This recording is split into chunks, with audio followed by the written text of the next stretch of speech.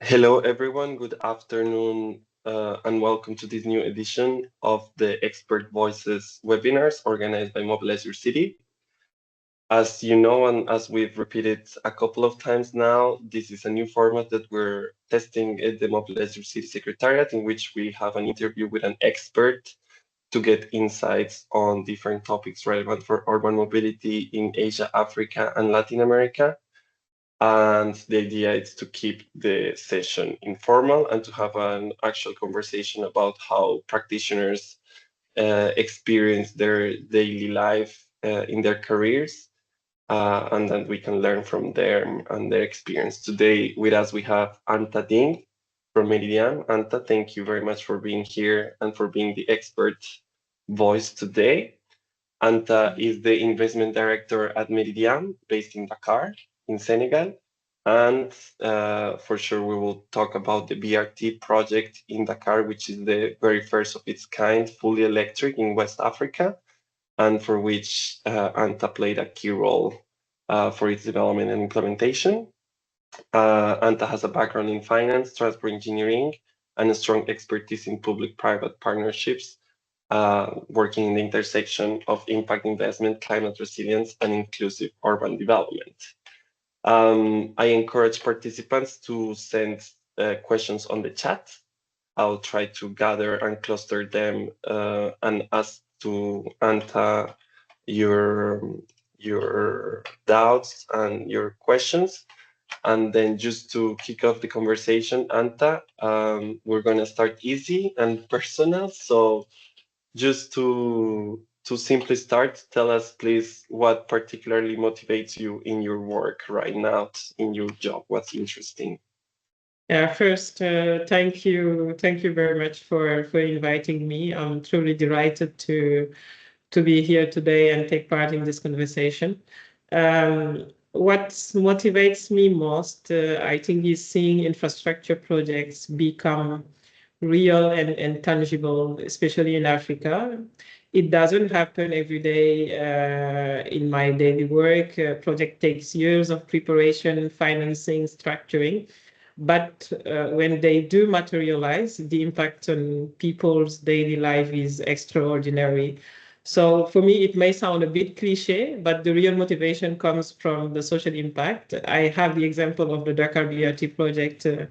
I remember myself 20 years ago as a schoolgirl walking part of the same route that the BRT now covers under the hot sun in Dakar, wishing there could be a faster way to get back from school. And this is really real.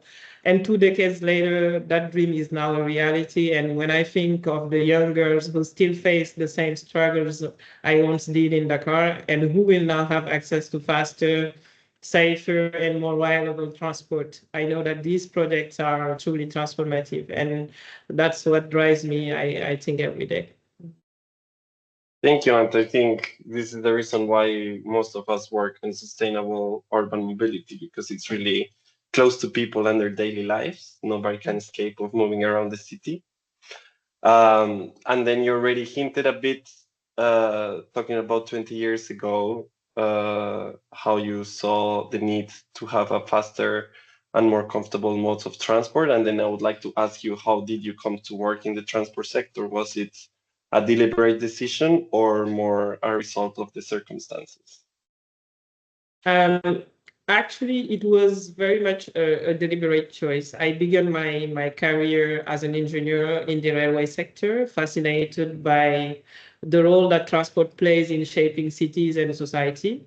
And over time, by working on large infrastructure projects, I naturally transitioned toward project structuring and financing. That gave me the opportunity to understand not only the technical side of transport, but also the economic and financial dimension that make these projects possible.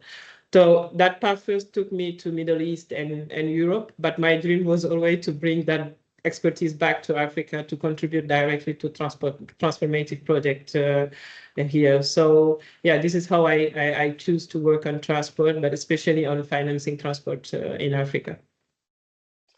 I see. Thank you very much. Do you think your dream is coming to real, like the Yeah, dream you had?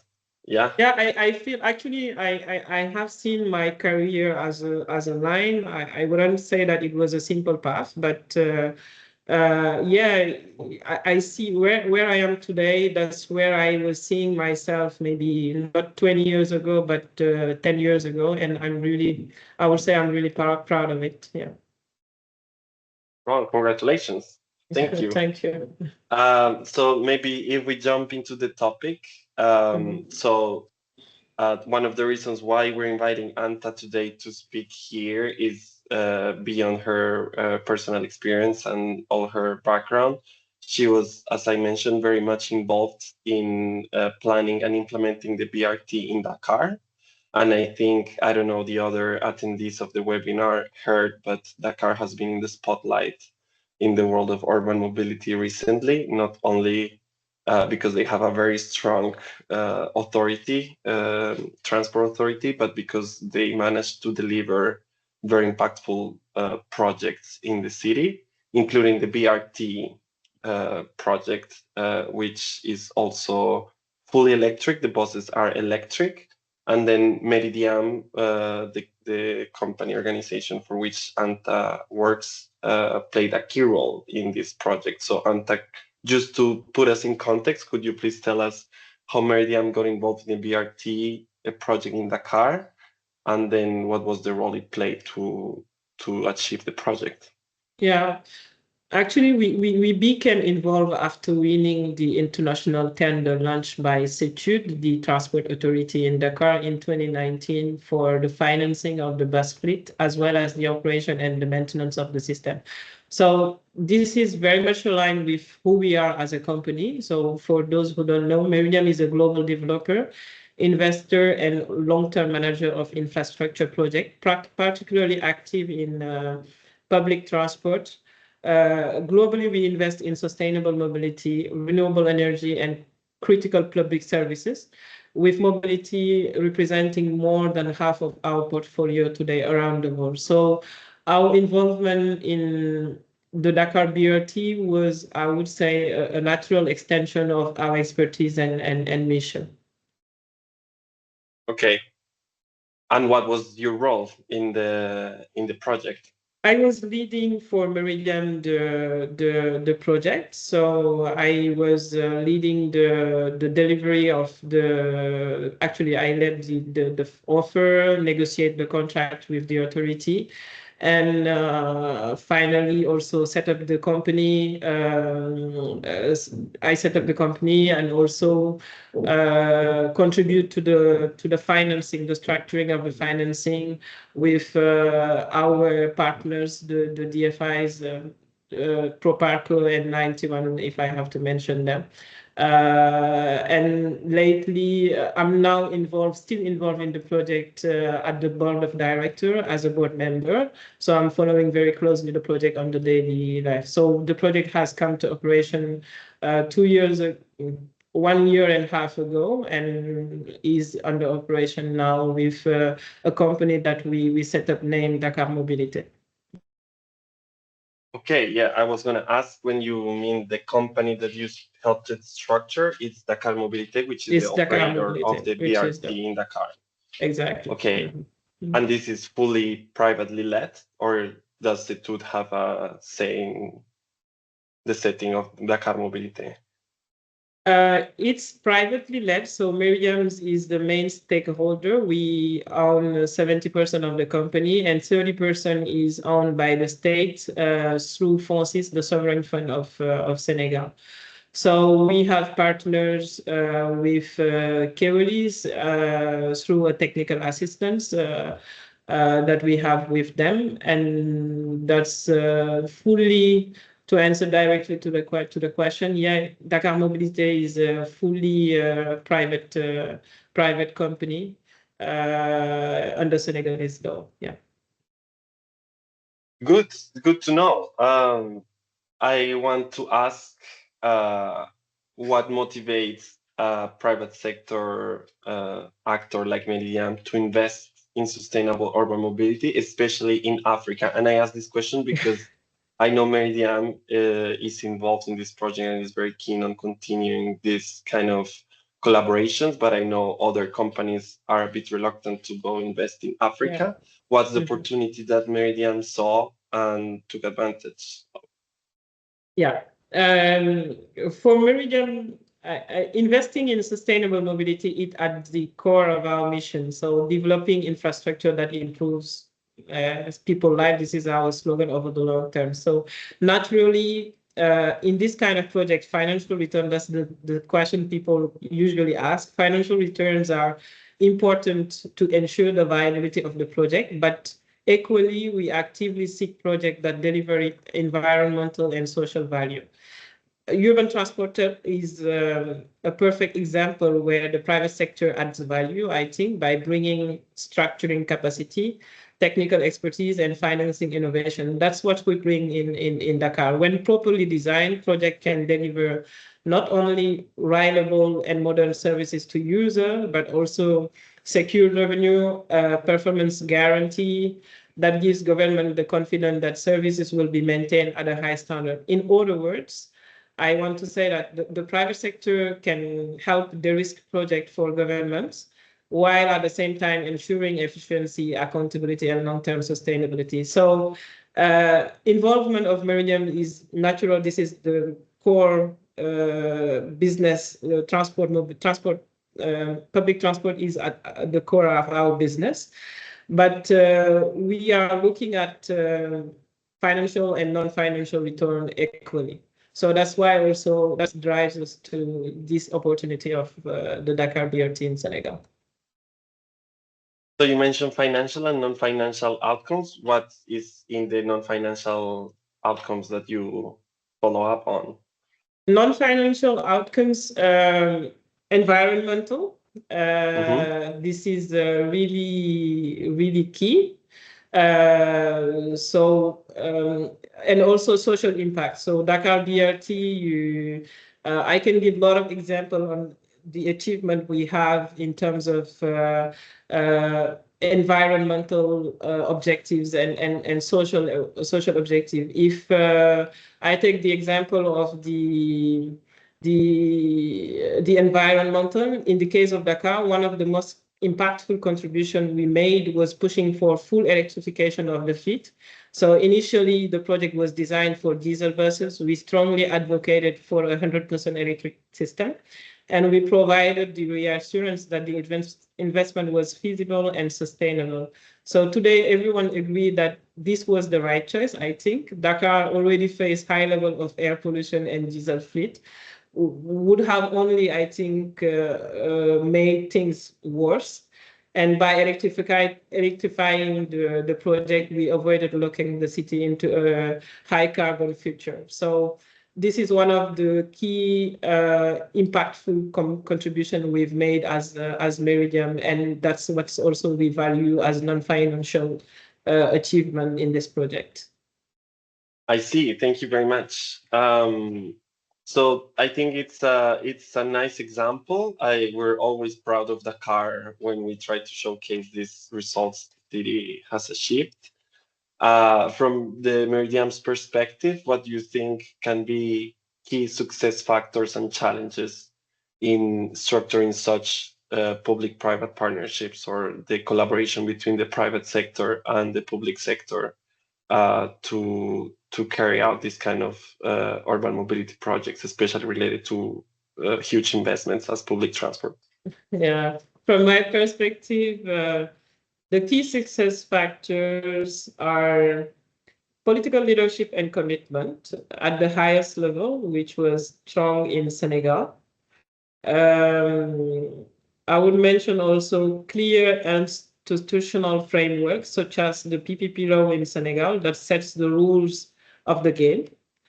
And what I think is the most important also is balanced risk allocation between the public and the private sector, ensuring that both public and private parties take on the risk that they are best able to manage. And on the BRT project, we spent months negotiating the contract to achieve a fair distribution of risk. So people who were involved, we spent almost 2 years on the negotiation. It's not a performance, I would say, in terms of negotiating a contract, but this was necessary. And this is crucial to have I think also it's crucial to have a competent authority across the table. So CETUS was a competent authority capable of defending the state interest. And that in turn has gave us comfort when we look at the position we have taken on the project. So risk allocation balance and fair distribution of risk between public and private is really key for the success of the project. And in terms of challenges, of course, projects of this scale involve many stakeholders, and aligning timelines, expectation is never easy. So ensuring that also fares remain affordable for the user, so we do not have to forget the user, while at the same time maintaining financial sustainability for a private actor like us, I believe is another balancing act. So I don't want to be too long, but this is, risk allocations and managing stakeholder are really the most important things that I would highlight here. So you mentioned the Setut, and I think I would like to stop there a little bit, and from your experience to talk a bit more, how was that process of having as a counterpart Setut, and what is it that the Setut did well, and the qualities that Setut has to, so you say it's like a competent authority that can manage such a project, this to see what the other authorities should go for and pursue in order to be in that position of having a meaningful dialogue with the private sector. This is really important. CETUD has made a tremendous job, I think, preparing this project, and this we have to highlight it as a private sector. We are today taking also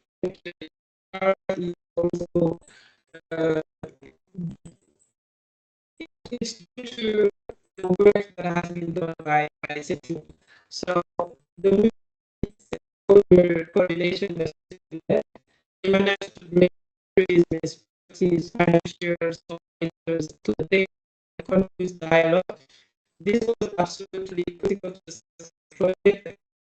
It offer valuable efficacy and very so there are a lot of things to learn in the projects, complex projects, and a competent authority like CETUD can help deliver projects like the BRT. Yeah. And what do you think it is? Do you think it's because they have a clear planning framework for urban mobility? It's because the staff are competent? It's because they have a clear policy direction? Or is it all together that put them in a good position? A mix of a lot of things that you say, but I think above all, what was important and what's also with my experience in other cities in Africa, what is different is that they have a competent team, that we have to recognize it. And that was important for us when we negotiate with people. It's really important to have not to have an asymmetry of competencies negotiating a contract. That was the main things, I think, having people that was really competent at managing the project at such a level was important. And also we have to mention it, they had the support of the Senegalese government. So I mentioned it earlier, the strong political will to see this project happen. That also was a key success factor from my perspective. Okay, I think we covered that part of how to engage with local authorities and what you try to find for a good dialogue with them. And then what about the end users and the people that will have to take the BRT to get around the city? How do we keep them in mind? Also, because I guess the cost of electric buses is quite high, and to compensate with fare can be a bit harsh for users. How did you manage to balance these issues of the costs the nice benefits of the project, and then also make it affordable for the users? Not an easy question.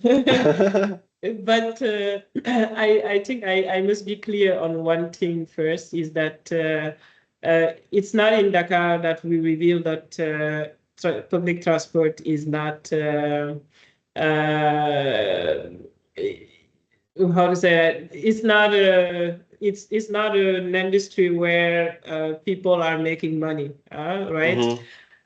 So I think what drives the structuring of those projects is the affordability and the accessibility financially for end users. So that's what the main parameters that we set in the financial model to determine the other parameters. So when we say that, of course, the public entity take a lot of responsibility in the structuring of the project. So the project is not financially viable on its own. So meaning that we have to do financial engineering to structure it in a way that, and in Dakar, to be very simple, we are looking at the operation and maintenance of the project in one side, and that's where we are looking at financial viability and financial return. And the investment that is related to the civil works, most of the civil works, is on another side and is taken by the state or is managed by the state. So this is a way of finding or structuring a project that will help involve private sector and also will relieve the government from upfront investment, a little bit part of the upfront investment. So that might give you an answer or partial answer to how we take into account the users. But I have to also mention that CETUD work closely through consultation on rules, ticketing, and accessibility with the end user in the preparation phase of the during the preparation of the project. So this is really important actually in determining the level of the tariff at the end for the transport. Yeah. Okay, yes, I think where I was trying to go is exactly this. It's impossible to think that such a project will be auto-sustained financially all only by the fare, and that the cost should be divided and money should be put and invested from the government side to actually make it profitable and affordable at the same time. Thank you for that answer. This is a very concrete question that maybe we can just clear before we continue. It's in the chat, and it's about the ridership of the BRT nowadays. It says that somebody heard that the number of passengers is below the demand projections. Is it true? And then why do you think this is happening? The initial projects would, yes, the demand, if you look at it as per the initial projection, yes, we can say it's below, but there are things actually that needs to be put in place, and that was also in the projection, which is actually the feeder lines of the projects. That are not yet in place. The project is delayed. There is a project that is currently under CETUD management, which is the project on the feeder lines managed, also financed by EIB and IFD.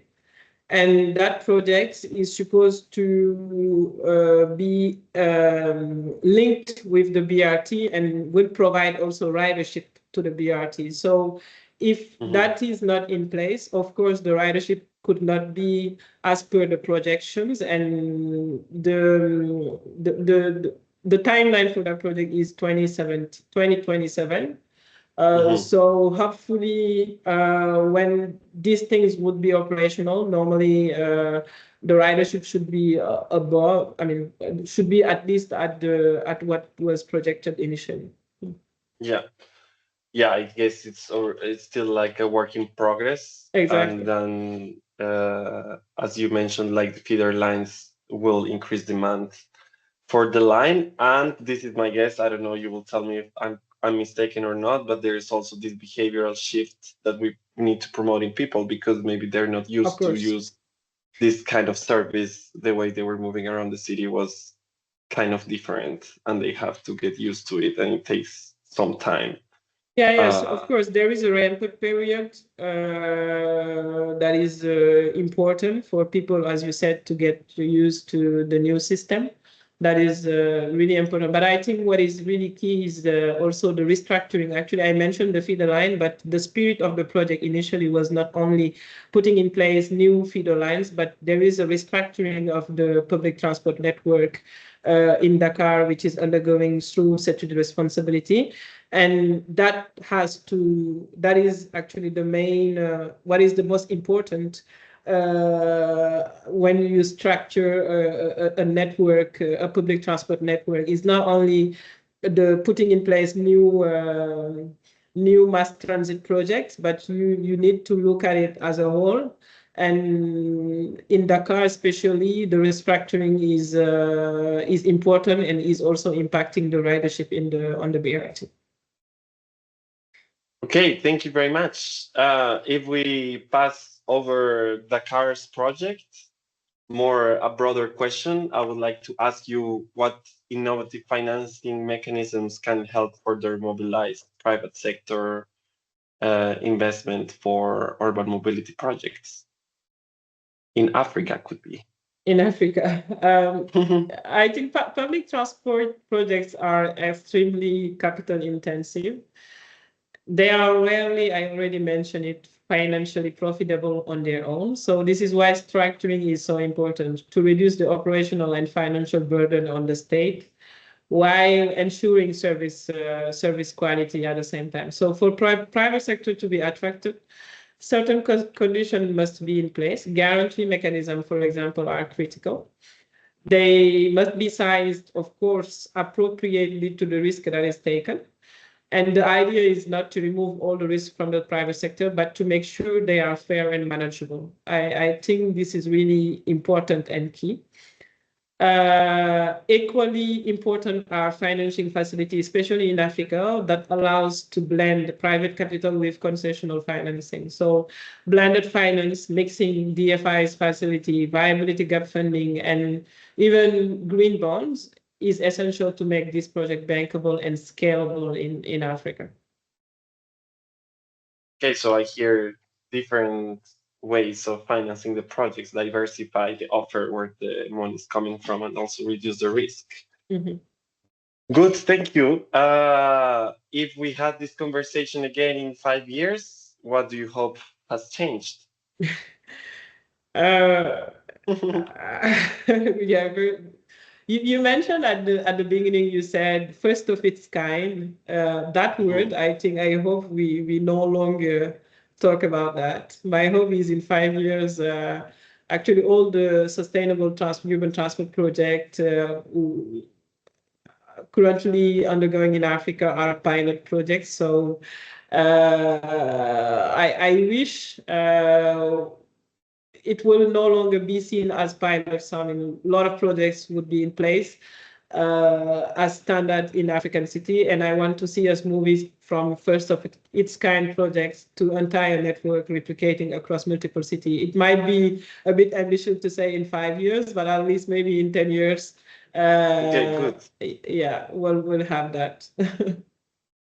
Yes, so I guess more public transport infrastructure developed all across African cities. I think it's the dream, no? Yeah, and yeah, and we are seeing a lot of pilot projects going on. I can see Ivory Coast, Dakar, Tanzania, Nairobi, but yeah, seeing this replicated across multiple city, but also in a city, also having the next project, for example, in Dakar, continuing to develop the network and seeing this project nurtured and that would be, yeah, I think very, very good.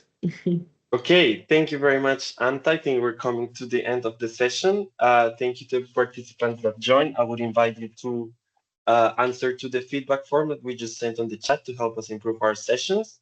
And then, Anta, just to close, I would like to ask you three quick questions, yes, no questions. Okay. And then if participants have more questions, they can reach out to us. Do you think we should prioritize BRT over metro systems in African cities? It depends. Each city has its own context, financial context, and needs. So, Okay, no, yes, no, no. good. Can sustainable urban mobility in Africa scale without private sector involvement? No, public financing alone is not enough. Okay, and should private investors bear more risk than public authorities in urban mobility projects? Of course, no. Okay, you already mentioned that it should be split. Yeah. Okay, Thank you. good. Thank you very much, Anta. See you next time. I wish you the best for your future projects, and I hope the conversation will change in 10 years then. Yeah, thank you very much. Thank you, Nicholas, and Thank thank you. you all for joining. Thank you, everybody. Thanks. Bye. Bye-bye.